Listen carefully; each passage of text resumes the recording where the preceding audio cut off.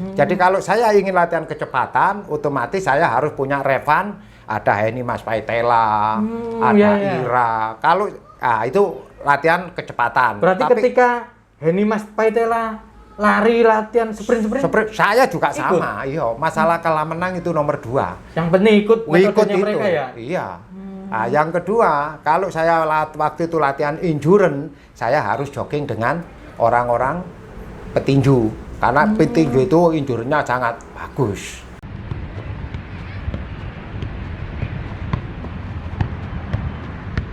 Ya, filosofinya Pak Akub Jainal itu pernah bilang sama saya, Jamrawi, kalau kamu ingin jadi besar, kamu harus bisa menghadapi tantangan yang lebih besar. Itu. Kalau kamu ingin jadi besar, harus menghadapi tantangan yang harus besar. Ini menarik nih.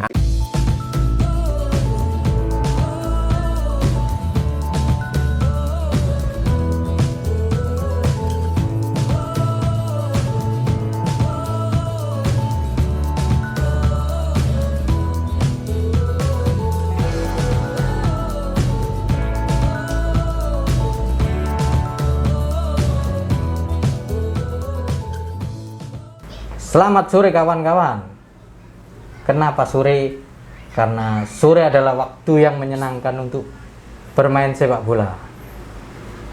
Bertemu lagi dengan saya Miftahul Fahamsa di kanal YouTube Oma Bal-Balan.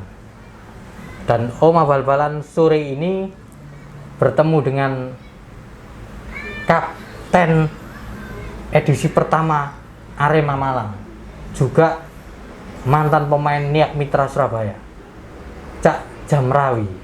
Selamat sore Cak Jam. Selamat sore. Kondisi sehat selalu ini? Alhamdulillah sehat. Ketok tekok semangat ini. Rambutnya saya ireng ini. Iya. Umur berapa sekarang Cak Jam? Sekarang saya umur 57. Tapi masih ya 57. Masih ya. Hitam ini rambutnya. Ya alhamdulillah anugerah. Anugerah ini, Cak. Ini ya. Sering sujud soalnya. Alhamdulillah masih diberi kesempatan untuk bersujud. Nah, ini bertemu Cak Jamrawi ya. Cak Jamrawi ini kan memulai karirnya orang taunya di Niak Mitra. Nah, sebelum sampai Niak Mitra ini kita tanya di situ nih. Sebelum sampai di Niak Mitra, dulu awal perjalanannya dari mana Cak Jam? Jadi gini, memang saya kebetulan dilahirkan anaknya petani. Mulai kecil saya suka main bola. Kebetulan di Sedati itu dulu ada namanya klub Putra Agung, itu legenda. Sedati ini nih, masuk Sidoarjo. Masuk Sidoarjo. Dekat Bandara Juanda. Iya, itu ada namanya Putra Agung. Dan kalau di Surabaya ada namanya Fatahila. Nah, saat itu kita namanya ya di kampung dilatih dengan ala kadarnya seperti itu. Tapi pada saat itu memang mulai dari kecil saya ingin cita-cita ingin jadi pemain profesional. Jadi latihannya latihan ala kampung gitu aja? Ya, wis ala kampung, mungkin bola anaknya 20 sampai 30, bolanya cuma 2. Tapi ya itulah mulai dulu itu seperti itu. Nah, kemudian saya waktu itu sekolah di daerah Banyurip, Surabaya ya? Surabaya, kebetulan di dalam perjalanan saya itu ada salah satu klub Niak Mitra ini ingin cari pemain-pemain muda yang berbakat. Nah, akhirnya kita dengan teman-teman diberi kesempatan untuk seleksi. Berapa ratus anak waktu seleksi itu saja? Seleksi mungkin pada saat itu hampir 1000. Banyak sekali. Seluruh Jawa Timur itu banyak yang datang untuk itu. Karena pada saat itu ya memang kita ini kan seperti mimpi. Niak Mitra pada saat itu segala-galanya. Klub yang sangat terkenal di Indonesia. Tahun berapa itu saja seleksi? Seleksi pada saat itu tahun 82. Saya masih kelas 2 STM. STM, ya. Itu masih berarti kelas 2. Waktu STM Antartika pada saat itu dan ya. Niak Mitra sudah juara Galatama itu. Sudah juara Galatama. Makanya begitu ada seleksi rasanya waduh, iya. Memang pada saat itu ya persaingannya memang ini karena satu-satunya di Jawa Timur saat itu adalah klub Niak Mitra Galatama. Iya, Yang iya, lainnya belum ada. Nah, saat itu memang hampir ini ada beberapa tahapan. Ya alhamdulillah kita masuk di tahapan sampai terakhir, tahap keempat itu terjaring 25 orang. Istimewa Cak Jam, dari 1000 jadi 25 masuk. 25 nama ya. Jamrawi istimewa sampean memang. Dan pada saat itu ini untuk memotivasi anak-anak muda, kita ini kan belum cukup untuk latihan ini untuk pelatih. Kita harus mempersiapkan diri latihan sendiri. Tanpa latihan sendiri pun kita kayaknya tidak mungkin untuk bisa bersaing seperti itu. Jadi tahapan itu kan hampir 6 bulan. Seleksinya 6 bulan? Seleksinya hampir 6 bulan. Cuman pada saat itu, apa yang kita dapatkan di dalam seleksi latihan itu, pasti nanti kita kerjakan di rumah. Supaya ada penambahan untuk kualitas kita. Tapi Cak Jam, sebelum ke Niak Mitra Junior itu ya? Iya, junior. Itu kalau saya nggak salah ingat, di karir perjalanan Cak Jam sempat masuk Persida Junior ya? Persida Sidoarjo Junior? Memang sebelum kita ke Niak Mitra Junior, kita sempat di Persida saat itu. Ya, makanya kalau ngomong Persida ini memang sebetulnya klub yang sangat usianya sudah sangat tua, tapi ya mungkin saat ini prestasinya belum bisa untuk diinikan. Tapi kalau bicara usia sudah tua sebetulnya Persida ini. Persida Junior pada saat Persida itu. Junior. Ya. Balik lagi ke Niak Mitra Junior ya. Jam. Dari Niak Mitra Junior itu apa ya? Langsung setahun kemudian ya langsung promosi ke Niak Senior ya. Prosesnya gimana itu? Saat itu gini, kita ada di dalam Niak Mitra itu ada senior, ada junior. Kita latihannya sama-sama. Nah, kemudian nanti di situ seorang pelatih melihat barangkali ada beberapa pemain yang punya prospek, ya punya talenta bagus, itu akan kita promosikan untuk ke senior. Itu di juniornya angkatannya siapa aja, Jam? Junior itu ya mungkin ada Agus Haryanto, ada Kamit, kemudian Yohanes, terus Rubianto. Nah itu yang sering ngalah ada, termasuk ini masuk di ini ada Nurkolis yang dari Malang. Nah proses akhirnya bisa naik ke senior ini titiknya di mana? Saat itu kita ada beberapa pemain diberi kesempatan 5 orang kalau nggak salah, saya, Rubianto, terus Prastio, terus Yohanes, terus Agus Haryanto. Saat itu kita adakan tur di Kupang, Nusa Tenggara Timur. Nusa Tenggara Timur. Kita di Kupang sebetulnya agendanya pada saat itu hanya 2 minggu, tapi ternyata di sana sampai lama karena di sana itu antusias daripada masyarakat Kupang ini luar biasa. Nah, saat itu kita masih ada kolaborasi, ada pemain-pemain yang senior termasuk ada Wayan Diana, ada Raibawo, Ferel. Kita masih muda saat itu.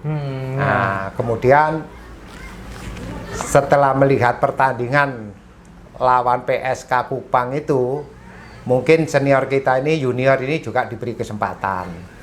Akhirnya saya mendapatkan kesempatan saat itu ada pemain bintangnya Kupang. Yaitu Edward Mangilomi. Oh, Edu. Akhirnya masuk di Niak Mitra karena pada saat itu Raibawa almarhum tidak bisa mengatasi Edo. Akhirnya saya diberi kesempatan. Ternyata saya dari situ karir saya itu alhamdulillah bisa dinaikkan senior karena bisa meredam kecepatannya Edward Mangilomi. Titiknya di situ ya, Pak? Titiknya di situ. Niak Mitra waktu ke Kupang nemu Edo sama Matias. Sama Matias dan juga munculnya nama Jamrawi ke senior ya. Iya. Nah, itu memang kesan itu luar biasa. Artinya ya di Kupang pada saat itu bayangan saya itu Kupang ini kan daerah-daerah yang sangat prihatin. Ternyata antusias untuk pemain bolanya juga luar biasa. Nah, Jam, begitu naik di senior, Niak Mitra kan waktu Cak Jamrawi akhirnya naik ke senior itu Niak Mitra sudah 2 kali jadi juara Galatama. Iya. Pasti persaingannya kan berat sekali kan. Apa yang dilakukan seorang Jamrawi agar bisa bersaing di Niak Mitra? Memang kalau untuk di Galatama ini kan tidak sama dengan perserikatan. Dan saat itu saya hanya bisa membayangkan senior-senior kita, waktu itu ada Fandi Ahmad, ada Joko Malis, Rudi Kecil, semua itu betapa bangganya kalau kita ini jadi pemain senior. Ya. Akhirnya kita otomatis karena latihannya itu sore, kita setiap pagi kita akhirnya menambah latihan sendiri. Junior itu termasuk dari mesnya di Dr. Sutomo, kita jogging bareng-bareng sampai ke Gelora Pancasila di Tor itu. Iya. Nah, dari situ karena setiap hari kita melakukan seperti itu, akhirnya kita juga kelihatan kalau 1 minggu 1 hari latihan 1 kali dengan 2 kali otomatis kan pelan-pelan nanti bisa berbeda. Dan saat itu semua belum atletik nasional semua di situ. Atlet-atlet nasional atletnya semua di situ, Mas. Nah, ya. Berarti di situ Cak Jam juga ikut latihan bareng atlet-atlet yang supaya ada motivasi. Jadi kalau saya ingin latihan kecepatan, otomatis saya harus punya revan, ada Henny Mas Paitela, ada Ira. Kalau itu latihan kecepatan. Berarti ketika Henny Mas Paitela lari latihan sprint, saya juga sama. Iya, masalah kalah menang itu nomor 2. Yang penting ikut metodenya itu. Mereka ya. Iya. Nah, yang kedua, kalau saya waktu itu latihan endurance, saya harus jogging dengan orang-orang petinju. Karena petinju itu endurance-nya sangat bagus. Oh, jadi kalau sprint ikut latihan atletik itu para sprinter atletiknya, kalau waktu endurance-nya ikut latihan jogging sama para petinju. Sama petinju itu. Istimewa ini, menemukan metode sendiri. Jadi sebetulnya ini bukan ini. Ini sebetulnya kalau seorang atlet sepak bola, karena itu juga dibutuhkan, fisik itu juga dibutuhkan. Ini sebetulnya bisa. Di Sidoarjo pun kan ada atletik, ini bisa. Cuman sekarang ini kan sudah beda eranya. Kalau dulu itu pemain bola ini kalau tanpa latihan sendiri bukan pemain bola. Bisa-bisa kalah bersaing. Kalah bersaing dengan itu. Nah, makanya kita di Niak Mitra ini, apalagi saat itu Niak Mitra ini kan organisasi raja. Selama Raja Pak Wenas ini suka, apapun yang dia tempuh pasti ini. Akhirnya dengan pola latihan sendiri, itu bisa nembus skuad utama. Iya, bisa nembus skuad utama, termasuk ada kolaborasi antara junior dengan senior. Dari sisi teknik Cak Jam tadi kan bilang bahwa aslinya bal-balan kampung kan, bal-balan ya latihannya awalnya ala kadarnya. Dari sisi teknik juga nambah sendiri nggak? Sebetulnya kalau dari kampung saat itu kita ini sangat buta tentang teknis bal-balan. Capping, passing, gitu. Passing, capping itu kita belum mengerti. Nah, saat itu Niak Mitra sampai mendatangkan ada namanya legenda Wilcover dari Belanda. Kemudian ada Mangindaan. Ini khusus untuk menangani anak-anak yang muda itu. Untuk teknik dasarnya.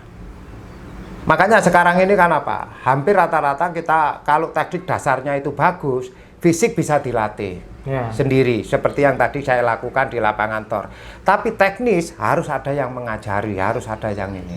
Nah, ini keuntungan. Makanya ya termasuk kalau kita bicara tim nasional, kita tekniknya sangat minim karena anak-anak ini kayaknya latihan teknis ini sangat dibutuhkan, sangat kurang gitu loh. Nah, waktu itu ketika dapat dari Wilcover itu setelah dilatih dipraktekkan sendiri langsung juga? di ini kan, karena sepak bola ini kan drilling, diulang terus. Ya, jadi apa yang kita dapatkan kita ulangi. Yang sudah bisa, bagaimana kita bisa jadi mahir, disempurnakan. Itu yang ini. Jadi jangan kita belum cukup banyak latihan, sekarang latihan A, besok nggak mau. Latihan B aja, latihan C. Jadi kematangan untuk teknik itu yang harus kita utamakan memang. Jadi begitu dapat dari Wilcover maka kita latih sendiri. Ya. mungkin kemarin kayak gerakan kita ini kurang fleksibel, sekarang ini kita latih sendiri. Akhirnya kan semua gerakan sebetulnya sepak bola ini kan otomatisasi. Ya, apa yang menjadi keahlian anak itu, kita kebiasaan seperti itu ya otomatis nanti keluar di dalam permainan. Nah, Cak Jam, dengan proses seperti yang Cak Jam melakukan tadi akhirnya bisa nembus Niak Mitra Senior ya, bisa masuk dalam skuad utamanya Niak Mitra. Dan itu juga mengantarkan Cak Jamrawi berkostum Garuda. Ya, saat itu kita ada kesempatan untuk di timnas tahun 1986. Yang pertama kita pada saat itu ada kesempatan, ada namanya PSSI Liga Selection. Jadi itu materinya dari Galatama. Nah, saat itu yang melatih adalah Danur Windu, ada Mas Danan Jaya, kemudian ada Mas Yudo pelatih kipernya. Ya, saat itu ada beberapa pemain yang dari Niak Mitra juga ada dipanggil, termasuk ada Hanafing saat itu. Oh ya, nah, Abdul Kamid ya. Ya, ada Hanafing sama Abdul Kamid. Ada sama 3 orang ya. Jamrawi. Nah, itu. Kemudian pada saat itu kita adakan TC itu di Solo, karena itu yang mensponsori adalah Pak Ismet sama Arseto. Makanya anak-anak Arseto yang paling banyak pada saat itu. Karena Arseto pada saat itu juara liga kalau nggak salah. Nah, kemudian di sana belum Arseto. Liga enggak, bukan. Oh, Piala Liga. Ya. Kemudian di TC hampir sekitar 8 bulan lah. Ya, kita adakan tur ke Singapura, ke Negeri Sembilan, ke Malaysia, ke Bangkok. Pada saat itu kita adakan tur ke sana.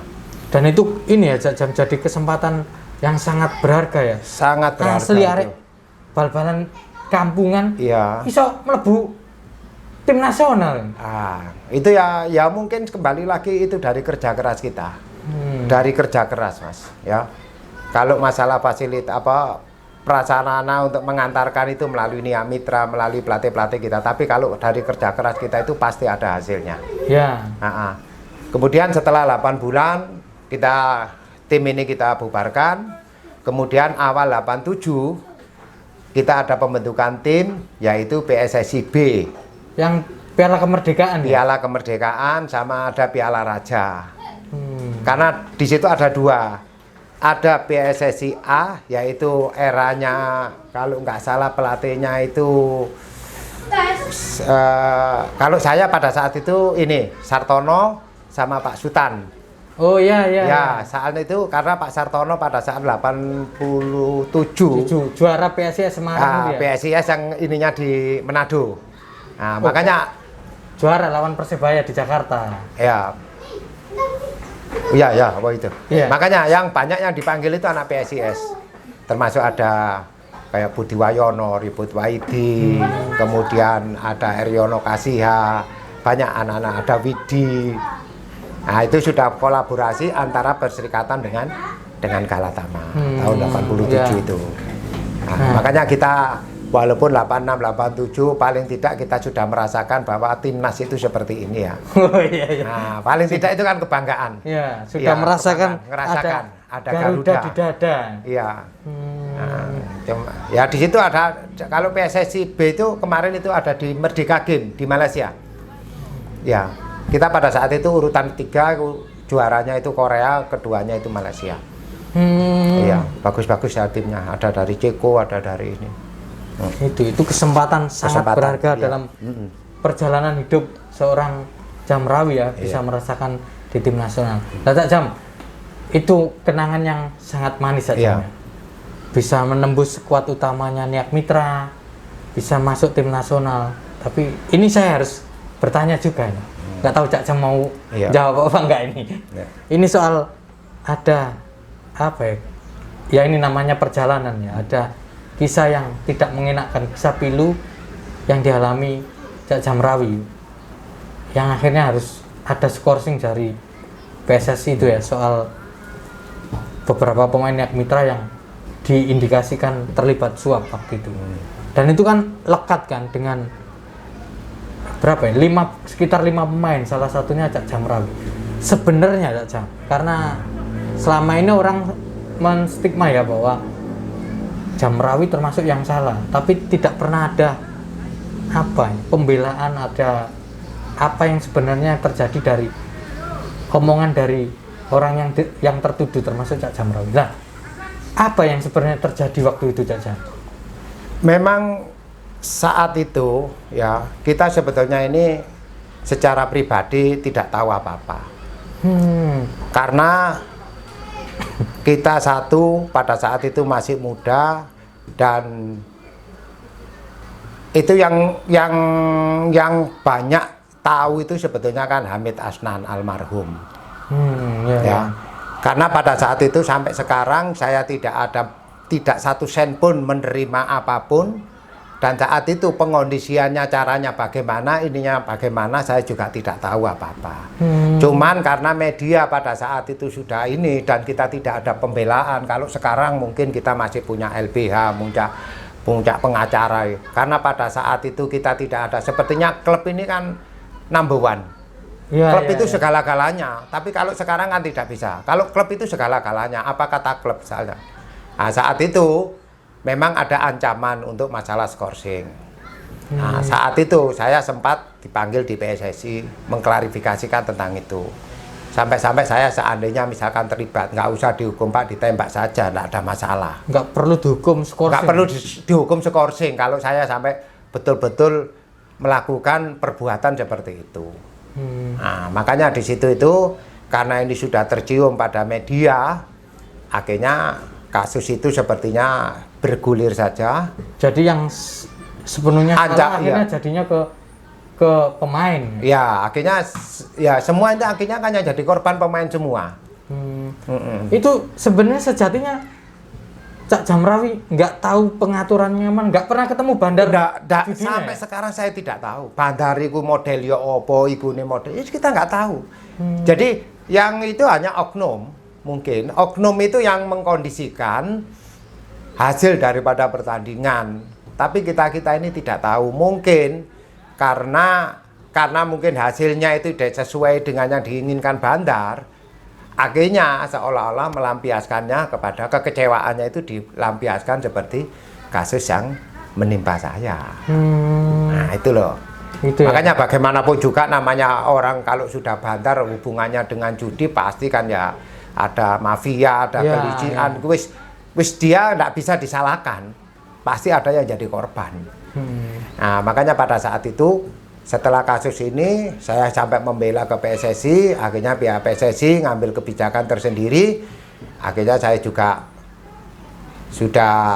sepenuhnya kita serahkan kepada PSSI. Tapi pada saat keputusannya PSSI, tapi pada saat itu tidak lama akhirnya kasus itu ditinjau kembali, dan saya menjalani pada saat itu mungkin nggak sampai 6 bulan kok, sekitar 4 bulanan sampai 5 bulan. Dan dari titik itu ya, karena ada Pak Akub Jainal ya? Ya, Pak Akub Jainal Ketua Liga Ya. Dari titik itu kemudian itulah yang jadi pintu masuk akhirnya Cak Jamrawi pindah ke Arema Malang. Ya. Jadi saat saya mulai calling down, kemudian Arema ada cikal bakal untuk mau mendirikan Galatama. Nah, itu yang saya diberi kesempatan untuk memimpin pasukan Arema. Ya tahun 87 itu. 87 ya, waktu berdirinya Arema. Lah Cak Jam, itu kan tim baru kan? Ya. Nama Cak Jamrawi sebenarnya sudah meroket lah bersama Niak Mitra. Sudah masuk tim nasional. Pertimbangan apa yang membuat Cak Jamrawi menerima pinangan, menerima ajakan Pak Akub Jainal untuk masuk Arema? Kalau pada saat itu saya tidak berpikiran yang masalah fasilitas, masalah itu enggak. Yang penting saya masih muda, harus diberi kesempatan untuk bermain. Supaya mencemarkan nama baik saya ini saya ukir melalui prestasi. Itu. Nah, pencemaran nama baik yang sempat muncul ini itu harus dihapus. Apa yang diduga orang-orang, apa yang diduga oleh wartawan, oleh sebetulnya semua itu bukan saya yang melakukan. Saya ingin mengembalikan nama baik saya untuk ini. Jadi yang penting saya harus ada kesempatan untuk bermain. Ya. Makanya itu menerima pinangan Arema itu. Nah, ini kan yang juga menarik nih. Di Arema jadi kapten. Ya. Nah, ini tim baru. Ya, nggak tahu ya secara finansial seperti apa. Tapi ini tim baru ketika Cak Jamrowi dipasrai menjadi kapten. Apa yang dilakukan Cak Jamrowi untuk ya menguatkan hati teman-teman untuk ayo rek bermain lebih terengginas di lapangan. Karena ini tim baru, karena bersaing dengan tim-tim yang lama yang sudah punya nama, sudah punya pemain yang berkualitas. Apa Cak Jam yang dilakukan Cak Jam? Jadi saat itu memang saya ditunjuk kapten. Ini secara ini, cuman saya filosofinya Pak Akub Jainal itu pernah bilang sama saya, Jamrawi, kalau kamu ingin jadi besar, kamu harus bisa menghadapi tantangan yang lebih besar. Itu. Kalau kamu ingin jadi besar, harus menghadapi tantangan yang harus besar. Ini menarik nih. Nah, satu. Akhirnya anak-anak pada saat itu namanya tim baru, saya tidak banyak berbicara tentang anak-anak, tapi saya lebih banyak menjadi panutan. Ya. Jadi sekarang ini kan jadi panutan ini kan agak sulit. Ya, makanya saya harus jadi panutan anak-anak. Kau nek kepingin babalan gena, tahu ngenyam tim nasional, iki lho carane latihan, iki lho carane latihan tambah diri. Kalau ada figur seperti itu, otomatis apa yang menjadi saya ucapkan kepada rekan-rekan saya, otomatis kan ini. Karena saya sudah menjadi panutan anak-anak itu. Itu ya, tanpa banyak kata-kata. Tapi sikap kita, akhlak kita, tingkah laku kita, ini harus jadi panutannya anak-anak itu. Itu kan juga tim baru, tapi yang pernah saya dengar ya, meskipun tim baru, tapi itu geloranya Arek Malang waktu itu sangat tinggi. Apa ya, setiap mau pertandingan selalu ada banyak supporter yang mendatangi matchnya Arema duluan. Itu juga jadi modal. Memang Arema dengan klub-klub lain sudah beda. Beda, secara karakternya beda. Secara pada saat itu cara memilikinya juga beda. Ya. Jadi orang kalau sudah memiliki ya kebersamaan, kekompakan, itu akhirnya sendirinya dengan muncul. Ya, karena apa? Kebersamaan ini sangat menentukan dengan hasil pertandingan. Karena ini merupakan kekuatan yang superior untuk melebihi dari segala-galanya. Walaupun materinya biasa-biasa, tapi kebersamaan ini kita tingkatkan. Saya yakin itu yang menjadi modal utama. Apalagi didukung dengan supporter yang betul-betul militan. Jadi waktu itu sebelum pertandingan, matchnya sudah didatangi sudah penuh Mas. Jadi kita ini sudah rasanya itu sudah gemetar kalau melihat supporter sudah mengeluh-ngeluhkan kita ini. Jadi kita di dalam pertandingan itu bagaimana kita bisa mencapai hasil yang maksimal. Makanya tim-tim yang datang ke Malang ini untuk mencari poin pada saat itu agak susah. Karena di sana itu motivasinya sudah luar biasa anak-anak itu. Jadi sebelum pertandingan sudah rasanya adrenalinnya sudah bisa, karena sebelum pertandingan sudah didatangi ribuan supporter di mes ya. Iya. Belum di stadion badannya. Belum di stadion. Supporter itu setiap mau main sore pagi itu sudah pawai. Kota Malang sudah mati. Nah, itu yang menjadi motivasi kita, menjadi semangat juang kita ini. Walaupun kita tahu Arema itu bukan tim kaya. Artinya secara finansial ya? Secara finansial ya wis pas-pasan lah. Tapi wis pas-pasan Mas. Yo, saya juga kadang-kadang dibandingkan dengan Arema sekarang sudah jauh bumi dan langit. Tapi Arema yang dulu kenapa kok bisa kebersamaan? Kenapa kok bisa seperti ini? Nah, motivasinya kok berlipat-lipat. Karena saat itu kita susah-susah bersama, kita senang kemenangan kita nikmati sama-sama.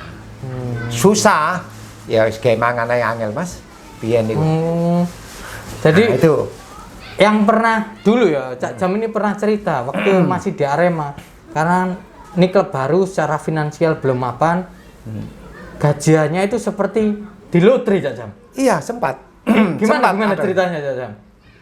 Jadi ya karena saya juga prihatin kalau melihat pengalaman-pengalaman pahit seperti itu. Di samping prihatin, saya juga bangga. Prihatin melihat kondisi pengurus, tapi bangga terhadap tim. Artinya apa? Kita berangkat latihan, pengurus cari utangan, gemangane arek-arek. Lho ya apa sampean? Ono klub Galatama model gitu. Ya, ya. Nah, tapi kita bisa menerima, wis latihan aja wis. Karena latihan ini merupakan kebutuhan kita. Ya. Nah, kemudian masalah gaji itu biasanya kalau nanti ada penonton banyak, kalau kita menang ada penonton banyak, itu sebagian untuk operasional penyelenggaraan, sebagian untuk gaji pemain. Kan tidak cukup. Ya. Akhirnya diundi, siapa yang hari ini kalau lotrenya ini keluar ya berarti terima gaji. Makanya Arema itu waduh suka dukanya banyak pengelola loh Mas. Ya ada dulu ada Tinton. Ada Pak Mislan, ada beberapa untuk pengelolaan ini.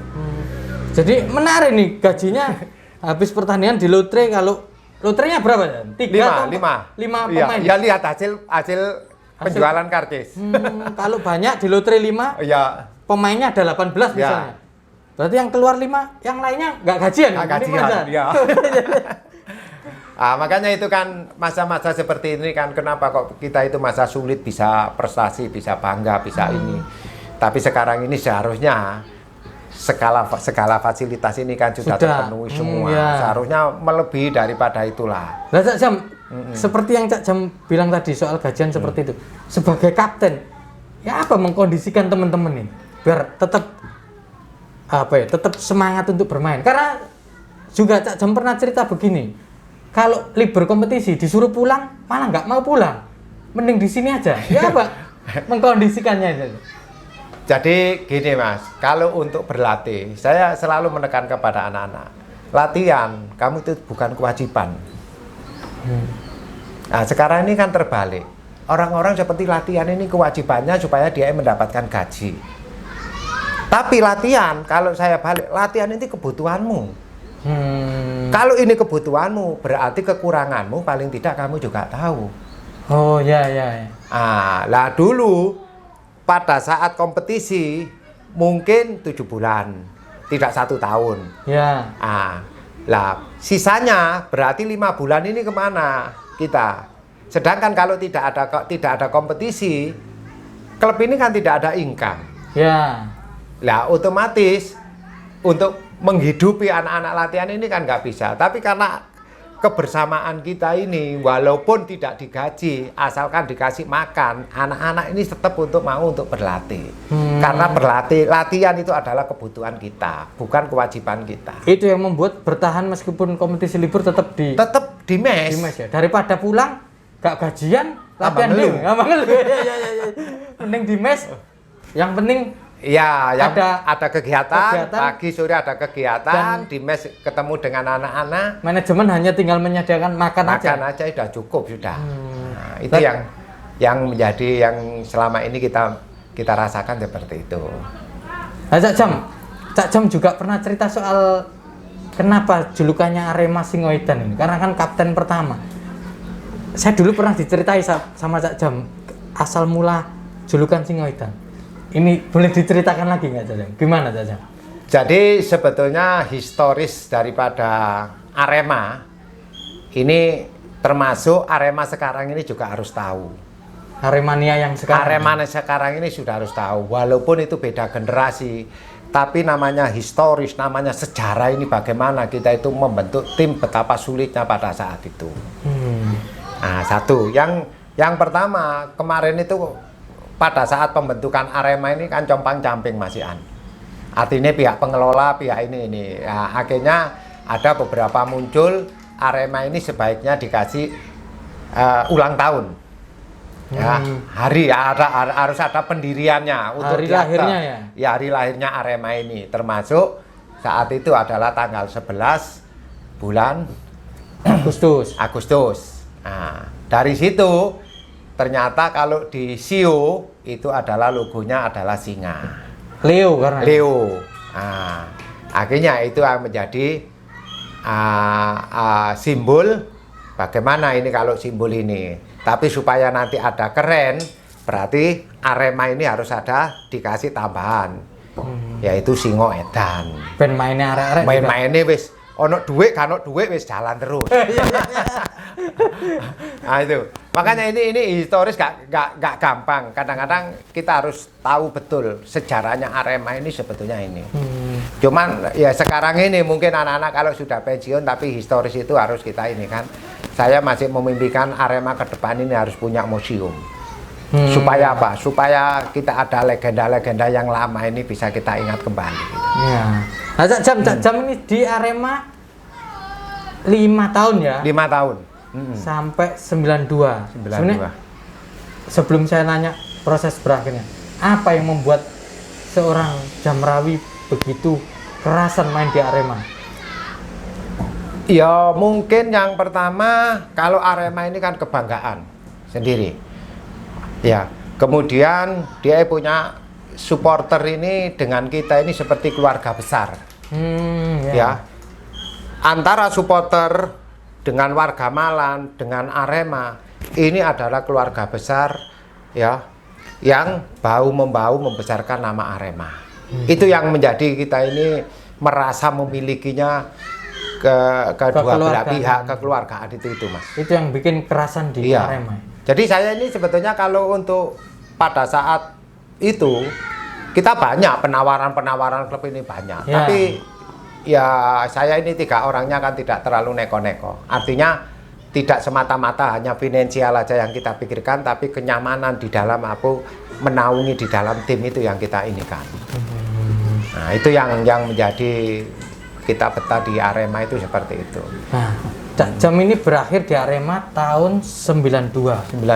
Itu kalau dihitung secara usia belum tua sebenarnya. Itu kalau nggak salah berarti sekitar umur 28 Cak Jam. 28. Iya. Di waktu Arema juara itu Cak Jamrawi masih sempat main di putaran pertama ya. Iya. Terus habis itu berhenti dan cedera. Setelah itu berhenti ya. Ada apa Cak Jam? Jadi memang ada, kita sebetulnya pada saat itu saya ada pernah cedera itu 2 kali, yang satu 88 sama Ricky Yakob almarhum. Lutut.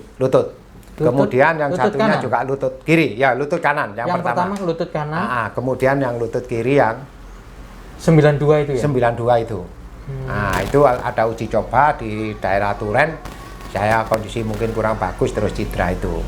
Nah dari situ memang saat itu kalau kita memaksakan untuk karir, memang kemungkinan untuk masanya sudah habis. Makanya saya sudah berhenti aja. Dari berhenti saya pada saat kita top, akhirnya orang Arema ini masih mengenang.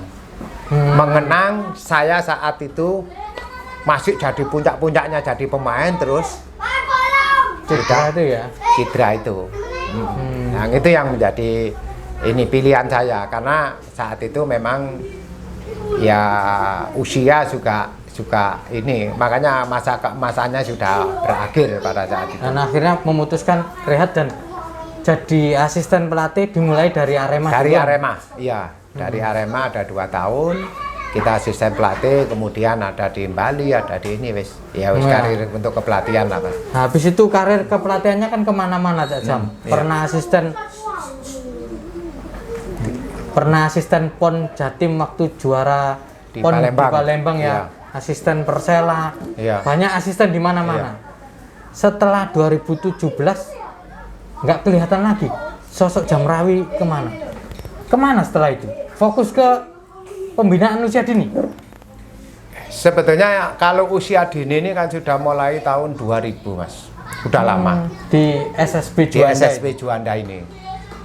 Kemudian untuk masalah karir kepelatihan, kita ini kan selama kita ini setelah tahun 2017 ini, generasi kita ini sudah berbeda Wisan. Oh iya. Generasi kita ini sudah berbeda. Yang dulu jadi anak buah saya, misalkan ada Uston, ada Nurul Huda, sekarang jadi pelatih. Makanya kita nggak usah memaksakan, karena usia ini kan tidak bisa dipungkiri. Nggak usah dibohongi. Generasi kita ini sudah berbeda. Nah, cara saya untuk melampiaskan ilmu saya, kemampuan saya di sepak bola, kita serahkan kepada pembinaan usia dini. Yang itu. Jadi makanya taruh sini nak.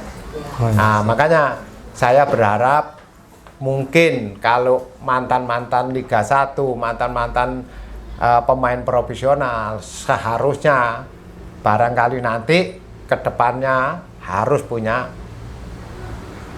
semacam pembinaan seperti kita. Nah ini kan sudah kebanggaan kan Mas? Oh iya. Iya. Pialanya wakil Cak Jam. Nah, lah ini kan kalau bicara satu-satu kan saya sudah ini dari mana kan apa? Ini Danon tahun 2000 kelahiran 2020, ini yang dari Eloko, dari ini kan banyak ini.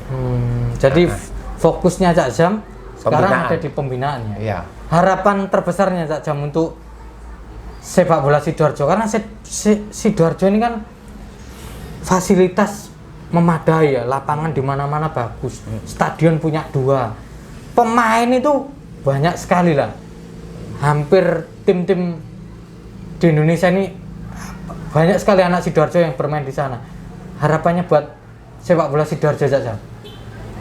Jadi kalau bicara Sidoarjo, saya sudah tahu secara kulturnya orang Sidoarjo. Mulai saya jadi pemain, mulai jadi pelatih Persida, ya. Mulai jadi eskonya Askap sampai Sidoarjo ya. Sekarang ini 2018 karena saya sudah berakhir. Cuman saya berharap di Sidoarjo ini kalau lihat motonya Pak Bupati sekarang baru ini, kita akan menyongsong perubahan. Ya. Lah dari situ saya berharap sekarang ini Sidoarjo ini khususnya di sepak bola, ya jangan hanya jadi penonton, harus jadi pelaku. Selama ini kan kita jadi penonton, Piala Asia, apa Piala U16, U19 kita jadi penonton. Nah, saya berharap dengan adanya pembinaan, salah satunya cikal bakal dari kita ini, teman-teman juga banyak pembinaan lain, tapi paling tidak ini juga ada perhatian kepada Pemkab pemerintah daerah. Perhatikanlah pembinaan usia dini. Ini yang harus kita ini kan, baik itu pembinaan klub maupun pembinaan usia dini. Karena apa? Ini adalah embrio daripada masyarakat Sidoarjo. Ya, paling tidak dengan adanya pembinaan ini sekian persen anak ini kan akhirnya yang ngerokok gak jadi ngerokok, apalagi yang minum ini sangat mengurangi generasi muda untuk kenakalan. Bisa diarahkan ke hal yang positif diarahkan di untuk lapangan sepak bola. Harapan saya seperti itu. Makanya pemerintah daerah ini kalau bicara potensi Sidoarjo ini luar biasa loh Mas, perusahaannya. Cuman ada 2 moto yang ini, mampu atau mau. Ya. Nah, di Sidoarjo ini kalau bicara kemampuan sudah punya mampu lah ya. Mampu, tapi kemauan dari pemerintah daerah ini yang belum ada. Walaupun ada kontribusi untuk pembinaan, tapi ke jenjang yang hanya levelnya level amatir. Nah, ini menarik sekali obrolan bareng Cak Jamrawi. Saya sih melihatnya ada banyak pelajaran penting buat pemain-pemain muda, bagaimana Cak Jam tadi bisa berusaha maksimal hingga bisa masuk ke Niak Mitra, lalu ceritanya bersama Arema Malang, juga harapannya terhadap sepak bola Sidoarjo. Itu dulu kawan-kawan obrolan bola kali ini. Pokoknya kalau mau menikmati obrolan sepak bola tetap di sini di Omah Bal-Balan. Terima kasih banyak Oke, atas terima kasih banyak Mas Wim sudah ada kesempatan untuk saya. Selamat sore kawan-kawan.